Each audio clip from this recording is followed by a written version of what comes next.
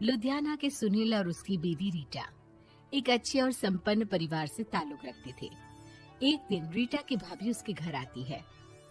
रीटा, तुझे तो पता है तेरा भाई कुछ नहीं करता, ऊपर से 2 बच्चों की जिम्मेदारी, बेटी भी बड़ी हो गई है। तू तो बुआ है, कुछ मदद कर सकती है तो कर देना। कहाँ पैसे हैं भाभी, बस समझ लो किसी तरह हम लोग भी दिन काट रहे हैं। 2 ही तो कार है और मेरी बेटी भी बड़ी हो रही है। अब उसके लिए कार लेनी है तो 10 लाख का खर्चा तो लग ही जाएगा। तभी वहाँ सुनील आ जाता है। अरे शशि, क्या है, तू हमेशा पैसों के लिए परेशान क्यों रहती है? वैसे क्या जरूरत थी बेटी की शादी इतने बड़े घर में तय करने की? अरे पैसे नहीं थे तो ऐसे ही कर दी थी कहीं शादी। इतने बड़े होटल में क्यों कर रही है शादी?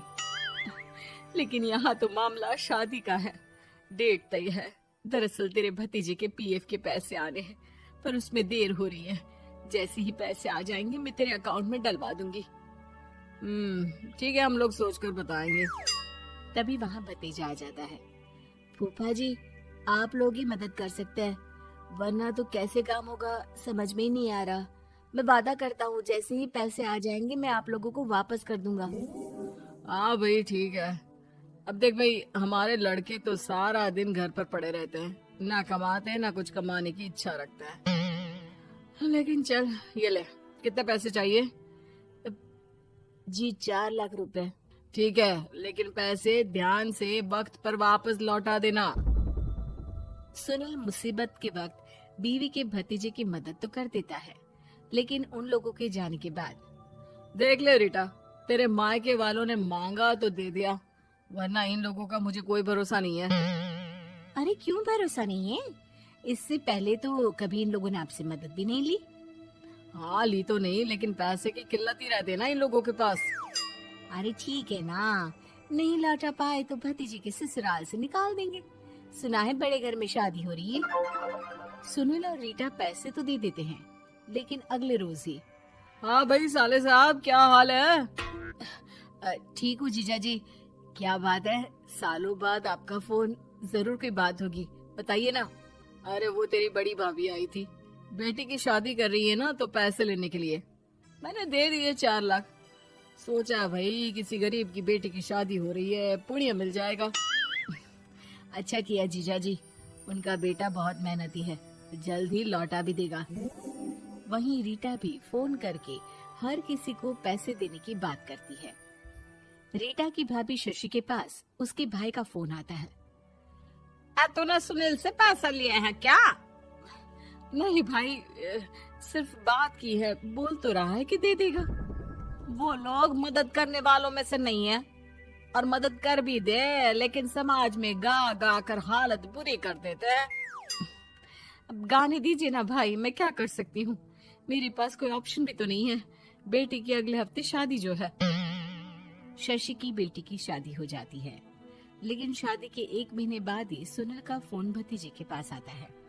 हाँ भाई, शादी तो हो गई हम लोगों की दुआ से। अब देख, ऐसा ही फायदा होता है पैसे वाले रिश्तेदार हो तो। तेरे वक्त पर हम कैसे खड़े हो गए थे, लेकिन अब पैसा लौटा दे भाई।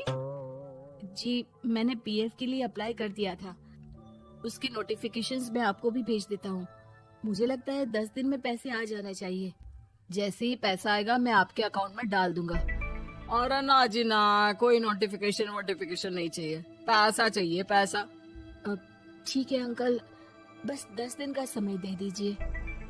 अभी हफ्ता भी पूरा नहीं होता कि भतीजे के पास उसके गांव के दूर के चाचा का फोन आता है। अरे बेटा, क्या बात है, सुनील के कोई पैसे ले रखे हैं तो दे क्यों नहीं देता? हाँ चाचा जी, बात तो हुई थी, 10 दिन का वक्त मांगा है, उम्मीद है हो ही जाएगा। अरे फोन कर रहा है, रोज बता रहा था कि बेटी की शादी में मदद की थी। अब क्या है ना, भले ही शादी 10 दिन रोक देते, लेकिन सुनील से मदद नहीं लेनी चाहिए थी।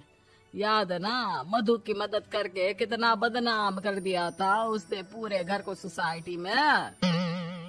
हाँ चाचा जी, मैं भी यही सोच रहा था कि उन लोगों से मदद नहीं लेनी चाहिए थी। कई लोगों के फोन आ चुके हैं। वही रीटा अपनी भाभी को फोन कर देती है। क्या है भाभी, कब पैसे लौटाओगी? पता है ना ये कितना बोल रहे थे, तुम्हारे बोलने पर मैंने पैसे दिए हैं। भाभी अब तो आपके बेटे की कार बेच दो और हम लोगों के पैसे दे दो। अरे लेकिन रीटा, बात तो 3 महीने की हुई थी ना, अभी तो 2 महीने भी नहीं हुए पैसा लिए, थोड़ा तो सब्र करो।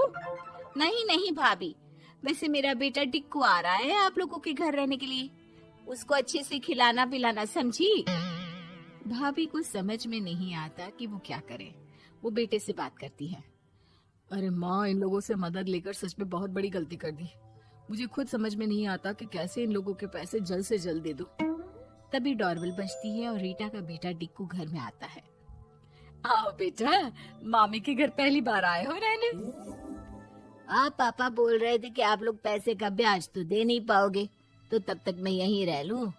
और हाँ, मैं एसी के बिना नहीं सो पाता। आप लोग अपना देख लेना और पैसे जल्दी लौटा देना, क्योंकि मैं थोड़ा जल्दी जाना चाहता हूँ। रीटा का फोन शशि के पास आता है। भाभी, पैसे कब तक दोगे? बेटी की विदाई के बाद शशि के घर का माहौल बिल्कुल बदल जाता है। वो हर वक्त बेटे से उसके पीएफ के पैसे पूछती, और पीएफ यानी कि सरकारी काम। आजकल में पूरा 1 महीना और बीत जाता है। भाभी, मैं और ये अमेरिका जा रहे हैं, घूमने के लिए पैसों की बहुत जरूरत है। रीटा, मैं पूरी कोशिश कर रही हूँ कि जल्द से जल्द पैसे का इंतजाम कर दूं, लेकिन पक्का नहीं बोल सकती। तभी सुनील का फोन भतीजे के पास आता है। देख माना 3 महीने की बात हुई थी पैसे लौटाने के लिए, लेकिन अभी मुझे पैसों की काफी जरूरत है। मैं अमेरिका जा रहा हूँ, तो पैसे मैंने किसी से ब्याज में पकड़ लिए हैं। तू हर महीने 4 लाख का 20,000 ब्याज डाल देना मेरे अकाउंट में। सुनील फोन रख देता है, लेकिन भतीजा काफी परेशान हो जाता है। वो ऑफिस से शाम को घर आता है कि माँ पूछती है, क्या हुआ बेटा? बेटा माँ को सारी बात बता देता है। माँ भगवान के सामने हाथ जोड़कर खड़ी हो जाती है और रोने लगती है कि तभी बेटे का मोबाइल पर मैसेज बजता है। माँ, पीएफ के पैसे आ गए।